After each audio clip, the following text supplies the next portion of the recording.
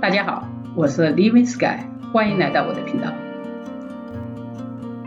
今天我要跟大家分享的是用平底锅先煮后煎的水煎包。水煎包对于一个面食新手来说，绝对是一个零失败的、不会塌陷的办法。我今天用6杯中筋面来和面，加入了牛奶、水、鸡蛋、玉米油、发酵粉和小苏打，以及一些盐和糖。这是48个包子的分量，你可以按照你自己的配方，或者也可以用我的配方，我会将它写在视频底下。包子馅今天用的是500克猪肉，再加笋干、香菇、胡萝卜、鸡蛋。为了省时间，我调馅和和面全部用机器完成。取出1/4发酵好的面团，也就是12个包子的量，把它揉一揉排气，然后搓成长条。做包子的面团并没有做馒头的面团要求严格，所以它的排气并不需要排得特别彻底，因为后面还要经过擀皮，那时候气体就会被彻底排出去。将12个面剂子揉成表面光滑的球状，一是帮助排气，二是帮助成型。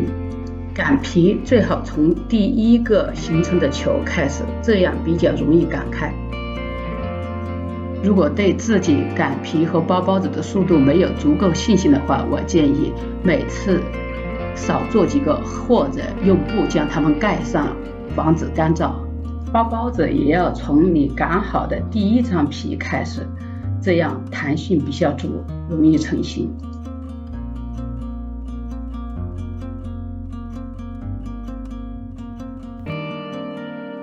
水煎包是不需要2次性发的，所以做完包子以后，我们可以直接摆到平底锅中。在冷锅中倒入一些油，将每一个包子底沾上一些油，然后均匀地摆放在平底锅中，然后再开火。全程都会用小火，包子之间要留有空隙，因为在慢慢加热的过程中，它会发起来的。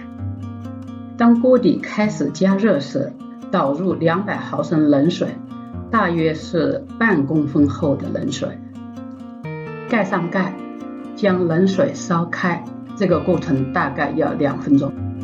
如果2分钟水还没开，证明温度偏低了一点。水开的时候，包子也几乎都发起来了，再一次盖上盖，定时10分钟。